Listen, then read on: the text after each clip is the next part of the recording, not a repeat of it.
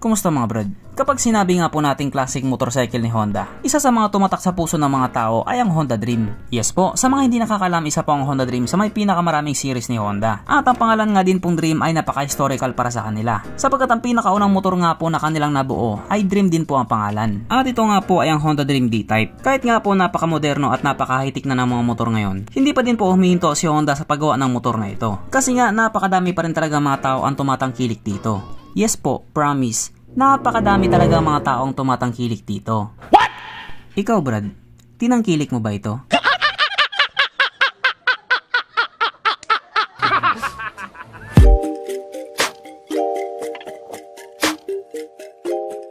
Pero syempre bago tayo magpatuloy, kung bago ka pa lamang napadpad dito sa aking walang kwentang channel, huwag ka na mag-subscribe. Kahit 2023 na ganun pa din, huwag kang mag-subscribe.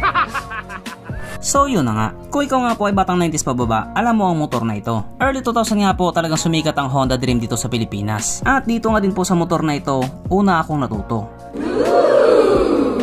Pero alam ko wala naman kayong pakialam dun. Ngayon nga po 2023, madalang ka na lang makita ng ganitong motor. Sa kadahilan ng matagal na nga din po itong na-phase out dito sa Pilipinas. Nung lumabas kasi ang Honda Wave, talagang napag-iwanan na siya. Kasi nga mas tinangkilik ng tao yung Honda Wave. Syempre bagong model, bagong itsura, at bago sa paningin ng mga tao. Yung driver lang ang mukhang luma. Pero alam nyo ba sa ibang bansa, tuloy-tuloy pa rin po ang pag-manufacture nila sa motor na ito. Yes po, mahilig po talaga silang mag-manufacture ng Honda Dream, katulad na lang sa Thailand, Vietnam at Indonesia. Doon nga po sa mga bansa na nabanggit ko, sikat na sikat pa din sa kanila yung Honda Dream. At lalo na nga po sa bansang Cambodia.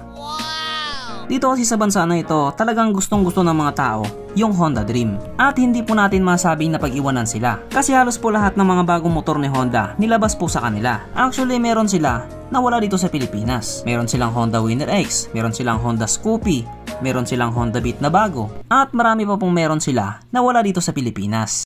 Bias, bias, bias, bias.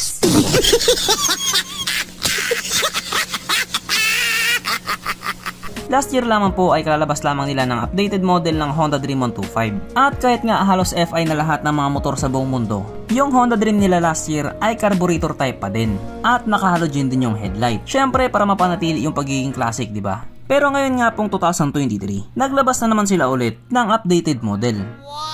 Actually itong 2023 model nila, same na same pa din naman yung itsura doon sa 2022 model. May ilang features ang talagang in-upgrade. At dahil dyan, pag-usapan na po natin kung ano nga bang meron sa kanya at kung gaano na nga ba siya kaganda. So ito nga po ang Honda Dream 125 2023 model na mayroong 124.8 cubic centimeter engine displacement. 4-stroke single cylinder, single overhead cam with 4 valves. Kung dati nga po carburetor type pa siya, ngayon po naka-program fuel injected na. Pero air-cooled pa din siya.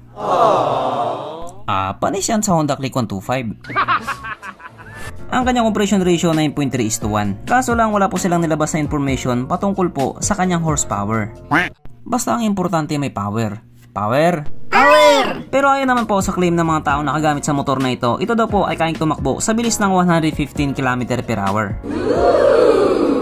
Sa tingin ko mabagal pa yun eh. Kasi pag nilabas yan sa Pilipinas, panigurado aabot ng 130 kph yan. Syempre, ibang usapan na kapag Pinoy na nakasampa.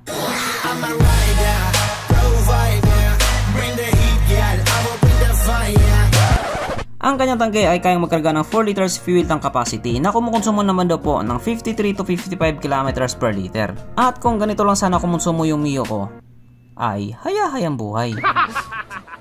Pagdating naman po sa kanyang braking system, ito classic na classic pa din. Drum brake sa harap at drum brake pa din po sa likuran. At kung yung mga Cambodian nga po hindi nagre-reklamo, shut up ka na lang. Ang kanyang seat height ay may taas sa 745mm at 135mm naman ang kanyang ground clearance. At mapunta naman po tayo sa iba pa niyang mga features. So isa nga po sa mga binagong feature nila sa motor na ito, yung kanyang headlight na dati naka-analog. Ay, mali. Yung kanyang headlight na dating naka-halogen, ngayon po ay naka-LED na. Pero yung taillight at signal lights, naka-bulb type pa din. Ang kanyang gauge panel, same pa din doon sa nauna, classic na classic, naka-analog. At syempre yung pinaka-highlights nga po sa motor na ito ay yung kanyang 3D emblem at yung kulay gold. Na masasabi nga po nating napaka-luxury, yayamanin. Pero pag dinala yan sa Pilipinas, panigurado na nakawin. At nandito na nga po tayo sa exciting na part, ang kanyang mga suspension. So sarap ang bahagi nga po, ito ay ginamitan pa rin ng ordinary telescopic. At sa likuran naman po, ito po ay ginamitan ng classic dual shock absorber. Na ayon nga po sa mga taong nakagamit sa motor na ito, maganda ang bounce.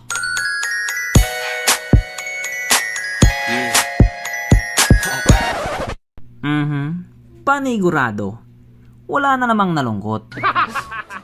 At dahil wala nga pong nalungkot, alamin na po natin kung present nga po sa motor na ito yung tatlong pinaka-importanting features.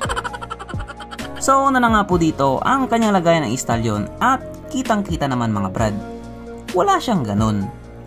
Wala siyang lagayan ng istalyon. Pangalawa, wala pa din po siyang sabitan ng andox. At oras na nga po para sa ating Red Horse check, ang pinaka-importanting feature sa isang motor.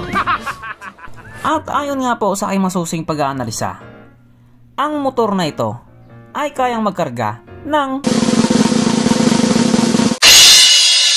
2 kahong Red Horse.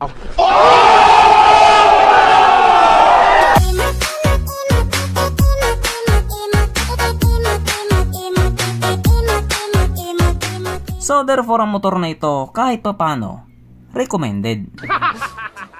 At pagdating naman po sa kanyang presyo, ito po ay nagkakahalaga ng $2,300 na kung i-convert nga po natin into Philippine peso, ito po ay papatak ng 128,000 pesos. So yun lamang po ay presyo sa bansang Cambodia. At kung sakaling ilabasan sa Pilipinas, mag-iiba din ang presyo niyan. Depende sa mga kamuting ahente.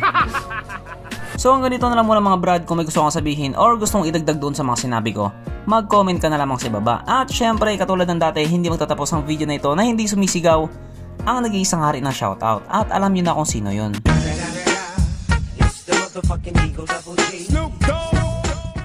So shout nga pala kay Marjon Lara. Shoutout kay Roberto Bernardes. Shoutout kay Berwin Ababa. Shoutout kay Junal Altiche. Shoutout kay Raiko. Shoutout kay Bugoy na Laag. Shoutout kay JR. Shoutout kay Jerome Kalumba. Shoutout kay Jason Pasqua. Shoutout kay Pahantoy Carlos Jr. Shoutout kay Shaina Dibansa. Shoutout kay Joseph RB. Shoutout kay Mr. Bigman Toys at pati na rin sa kanyang nanay at tatay at sa kanyang mga tropa dyan sa Taguig. Shoutout kay Jonathan Yuson. Shoutout kay Jason Philip Pilayo. Shoutout kay Rod Templado. Shoutout kay Boss Jam Motovlog. Shoutout kay Justin Joseph. Shoutout kay Jimmy Meow. So hanggang dito na lang muna mga brad at muli ride safe, stay at home at stay safe at syempre, stay alive, bye.